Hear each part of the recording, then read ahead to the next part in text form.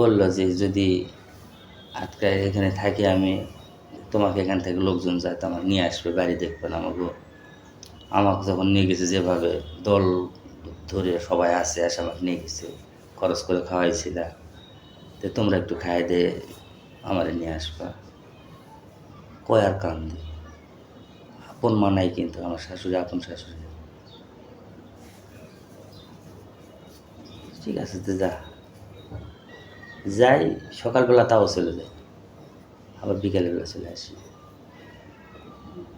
এক রাতে যাই, সারাদিন সারা রাত থাকি, পরের দিন আবার বিকালবেলা চলে আসি।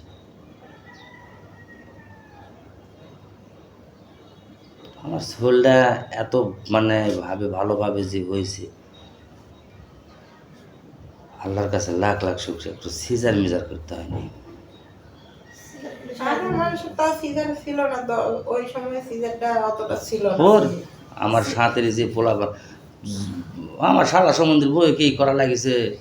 না তারপর তো সিজার থাকলেও মানুষের অত কিন্তু অপারেশন ছিল না। আর এখন নরমালি বাচ্চা হওয়া একটা মেয়ের জন্য সবথেকে বেশি উত্তম আর বেশি ভালো নরমাল। হ্যাঁ, আর সিজার মানে কি জানো, অর্ধেক প্রতিবন্ধী।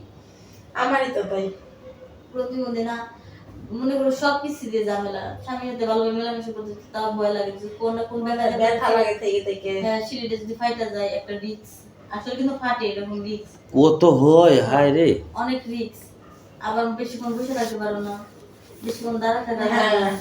ভারী কিছু জাগানো যায় না। হ্যাঁ। শারীরটা জীবনের জন্য অসুখ, অসৎ। থেকে থেকে মাজা বিষাই, মাঝার বিষয়। হ্যাঁ। অল্প বয়সে শিলি মধ্যে টান লাগে, টান লাগে, আমার মাঝে চুলকাই টিট্টু, চুলকাই। চুলকানে টিট্টু শিলি জায়গায়। আমার তো সেম, আমি তো জানি। কিন্তু আমার সিজার করা হয় না। জানি। ওই জন্য সব করে দিতে পারলো গণিকের মতো।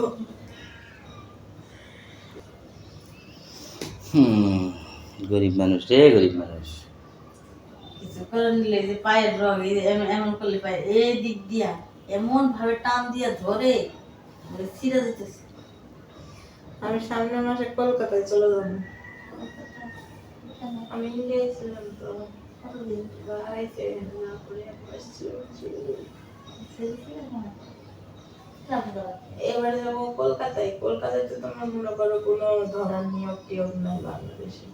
যত জায়গায় মনে করো বাংলাদেশে ছিল, সব জায়গায় কলকাতায় ঠিক হয়েছে এখন। মানে আমার যে আপু, এরাও তো ধরা খাইছিল, সবাই ধরা খাই আইছিল, এসে আবার চলে গেছে। ওরা 1 মাস আগেই গেছে, 1 মাস আগে না, ওরা গেছে 1.5 মাস হয়ে গেছে, ওরা চলে গেছে। কি ইন্ডিয়াতে যাও না, এমনি কয় টাকা